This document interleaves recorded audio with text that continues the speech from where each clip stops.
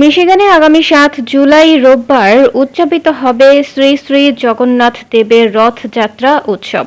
এ উপলক্ষে দিনব্যাপী কর্মসূচি হাতে নিয়েছে হিন্দু ধর্মাবলম্বীদের সংগঠন সনাতন সংঘ।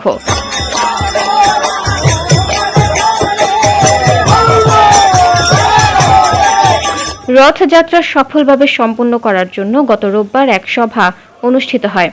ফণী ভূষণ দেবের সভাপতিত্বে ও মৃদুল কান্তি সরকারের পরিচালনায় উক্ত সভায় রথযাত্রার বিভিন্ন কর্মসূচির জন্য ৬টি উপকমিটি অনুমোদন করা হয়।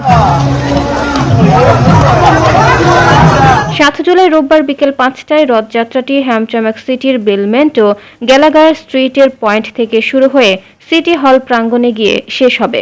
সনাতন সংঘের পক্ষ থেকে সবাইকে রথযাত্রা উৎসবে অংশ নেওয়ার আহ্বান জানিয়েছেন আয়োজকরা।